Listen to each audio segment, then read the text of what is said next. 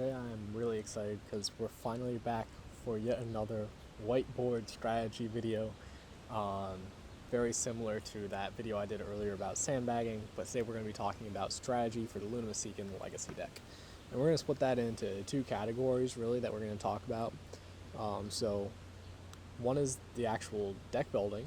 How can you adjust the deck, tweak it to improve it, and also how might you maybe use the cards that are in it in other decks, stuff like that.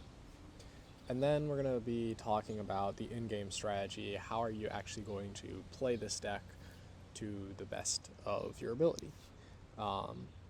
And we're really going to be specifically talking about this deck, how it should be played on its own, not so much how it interacts with other decks. But this format, I think, is not necessarily how we really want to talk about it. So what I would say is, in order to really develop a good strategy, sometimes it can be helpful to try to identify a problem that you actually want to solve. And here it's actually pretty simple, because I've done some testing for Lunamesican Legacy. I've played it a few times, played the deck, and I found it's actually not that strong, or at least that was my experience. So I have not done any intensive strategizing, so I'm going to do the strategizing right here and right now. But I definitely think the problem is pretty simple. It's Lunamesican Legacy is struggling. But why is it struggling? I mean, that's going to be kind of important. If we don't really solve a more specific problem, then that's going to be trouble. So it's really struggling, in my opinion, for one main reason, which is the hand size is just not enough. And that can really be broken down into two categories. Of why that's happening.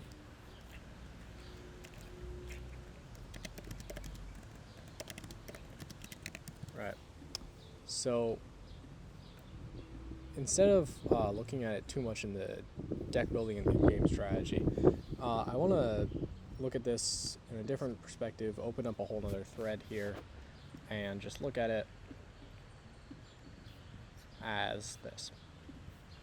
You really have two issues for why your hand size is not so great. And you would think your hand size would be great because the deck actually has such a strong engine for drawing or whatever, right? Like, it has this crazy utility engine compared to other decks. You don't run nearly as many cards for your utility engine.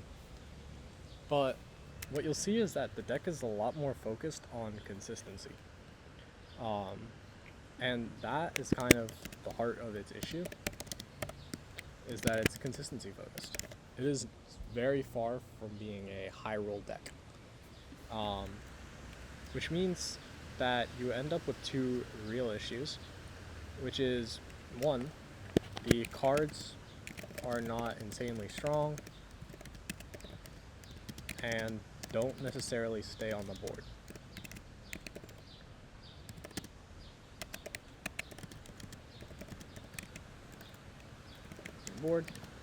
They also don't close out games. So you end up in oftentimes a long-ish game where you don't actually have a great defensive hold, meaning your cards are constantly being destroyed and your hand size is not going up. You're overpaying relative to defensive value, even if you're paying a decent cost for your offensive value. And then the other issue, right, is quite simply that the draw power is not enough. So we're going to come back here and look at these issues, right? How can we solve those issues? Well, deck building, right? You can definitely fix draw power with deck building. So one way that you can fix that is by literally just running more creatures. So we're gonna really split the deck building into two categories here. There's creatures, and then there's sandbags. Maybe wondering why are there not locations in text? Well, texts are not really going to help us in terms of hand advantage.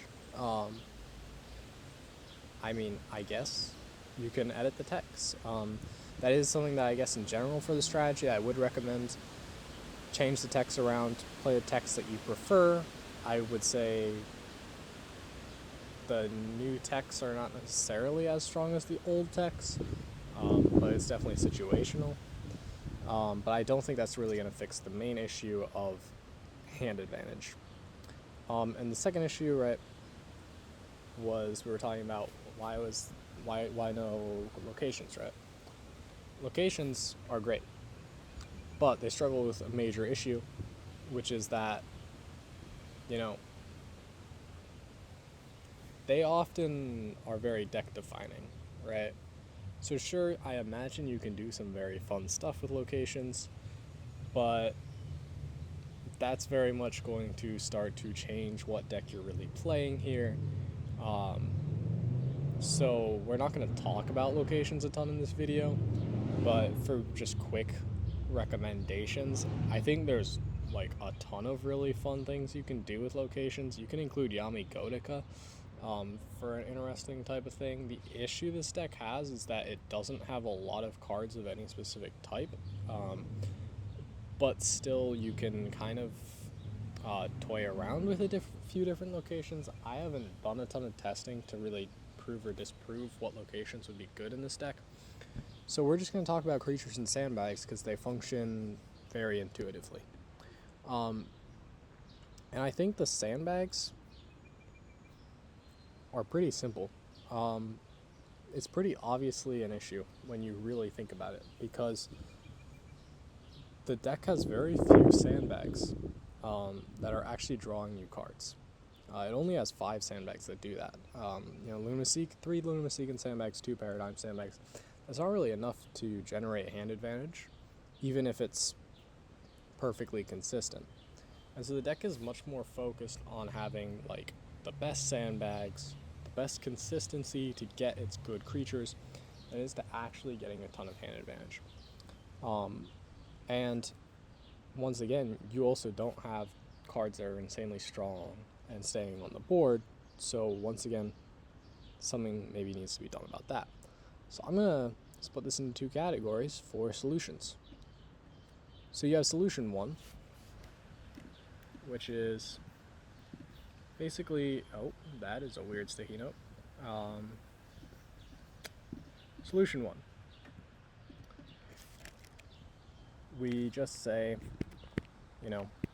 add more drawing sandbags. For example, let's do 11 Paradigm YO1s. That's one solution. You could fine-tune that solution, of course. This is kind of extreme, running 11 Paradigm YO1s, but that's kind of the extreme that you need to be headed towards instead of headed away from, if you really want to fix your draw power issue. But we have noticed that the hand size being too small is not just a draw power issue, it's also about your creatures, right?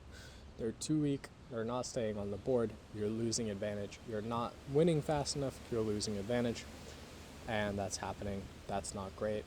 Let's try and fix that with sandbags. So another option for how you can adjust the sandbag set is add more, let's just call them, for lack of a better term, interesting sandbags. So we're thinking Yami Gotikin sandbags, right? Get you text. Those can be useful. I don't know how highly I would recommend them because, well, to put it quite simply, Yami Gotikin sandbags, they get you text, which then slow down the game more, which is not necessarily in your favor if you're trying not to run out of cards in hand. And Yami Gotikin sandbags, they make you discard more cards. But, that's something you could experiment with. What I would be more likely to recommend would be Bro 2 sandbags.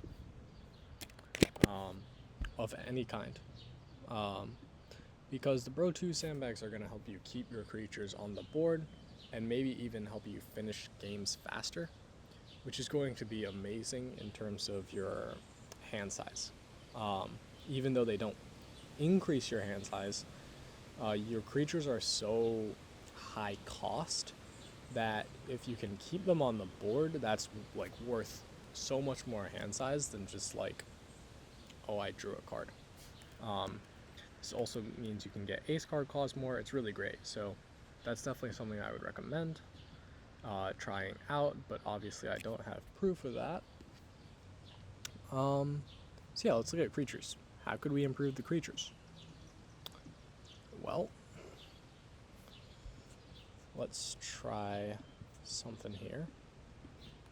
What if maybe we could just add in more, like, I guess, draw power, right? I admit I haven't put a ton of thought into the creatures because I think the sandbags are the main solution that I would recommend. Right, it's hard to find the deck space for the creatures, whereas the sandbags, you just literally switch out the sandbags. But I would say definitely you can add in more draw power, right? Let's say Very Old Squirrel is classic. Or Traveler from Bro 2. That's a great card. And if you're worried about, oh, well, now I'm breaking the kind of, whatever it's called, tribal aspect or whatever, it's actually useful to have a few different types of cards in your deck because that helps you handle different matchups. So don't worry about that issue. Yeah. So definitely you could just be that direct and add in more draw power. I wouldn't recommend adding something like Ascendant Sand Machine because, well, I wouldn't recommend it unless you fixed the sandbag set to be like that, right? Be very careful. This deck doesn't necessarily have a ton of sandbags unless you fix that. So I wouldn't recommend necessarily going for a sandbag-oriented draw engine from the creatures side of things. I would just go for creatures that legitimately just draw you cards and do that simply. So what's another way that our creatures could do this? Oh, another creature I missed, sorry. Great one is Target Fiend.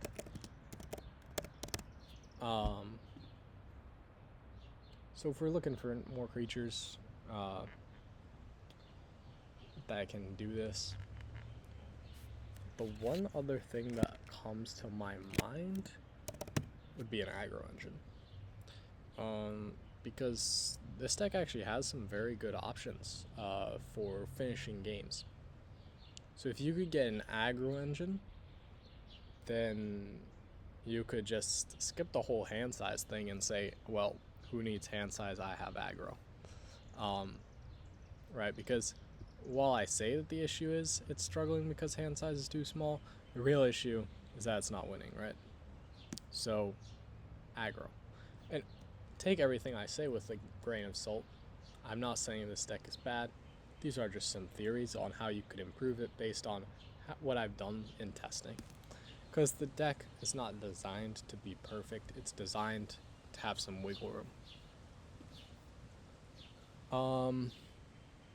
Yeah, let's get back to in-game strategy, right? How can we handle this? One thing definitely stood out to me when I was thinking about this, and I apologize for all the different colors. One thing you can do that's really important is timing. Basically what I mean by that is that if you choose the right time to do the right things, you can finish games and not run into this kind of slow decline. Or if you choose the wrong timing to do stuff, you can overcommit, have your board get destroyed, and then be screwed, right? That issue of cards don't necessarily stay on the board and don't close out games, and that's where timing really matters. You want to be making your move before something like Ricochet Railgun becomes active, because Ricochet Railgun will destroy your hand size. But you don't want to be like, okay, turn one, my opponent hasn't played anything, I'm going to play my most powerful creature, because then it will literally just, your opponent will play something and beat your creature, and your hand size is screwed, and you may not even have an out, right? So you want to actually be really honed into the timing so that when you play your most powerful creatures, they can stay on the board or win the game. You have to be super strategic about the timing, and if you do that, you can actually probably make it around this entire issue of the hand size being too small. But you just have to be a lot more intentional about it than other decks. And in general in Sandbag, you have to be very intentional about timing. But, the way it works in every game, right? If you're playing the underdog deck, which I definitely think Lunamesican Legacy is, probably not the worst deck out there, but it's not the best either. When you're playing the underdog deck, you have to be really focused on strategy, and do things perfectly, whereas some other decks I wouldn't necessarily say, oh, well, focus on your timing, because, they can get away with it. What else? In-game strategy. Well, one thing comes to mind, as always, and that would be the ace card clause. That's a great way to draw yourself some cards. So if you can find a way to really maximize that, then you can solve your hand size issue. Now the challenge, and this is why I hesitate to fully split these up, this actually connects back to this. Because in order to get the ace card clause a ton, you're going to need creatures that you can really rely on to play them alone on the board. There are a lot of cards in Lunamesica that really rely on getting other cards onto the board, or something of that kind. That's something that really impedes the ace card clause. That's something that causes this to not happen. So being somewhat strategic about just getting the ace card clause every single time there's an opportunity, right, that can really help this deck. And I would also say this also connects back to the more interesting sandbags, right? Because those sandbags are going to give you a chance to be comfortable enough to capitalize on the ace card clause. So timing, ace card clause, I don't know if there's that much more to say about this, honestly. So just briefly, because I promised, I'm going to mention how could you use these cards in other decks. A lot of these cards are heavily archetyped, so it's actually pretty hard to use it in another deck.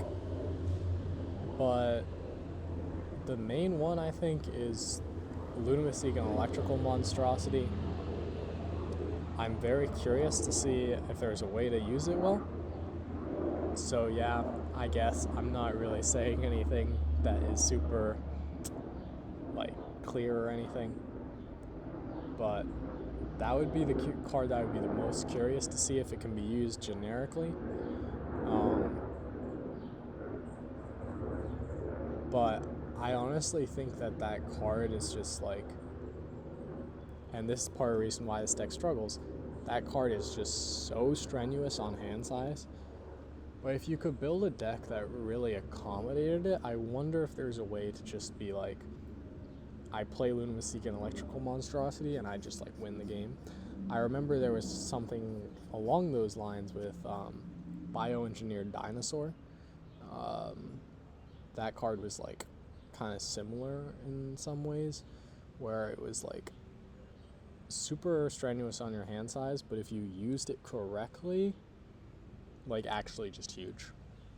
So I would be very curious about the boss card, and just in general, there's probably a few ways that you could like build a deck specifically around a card from this deck, just because this deck really does try to make some creatures feel very strong on their own.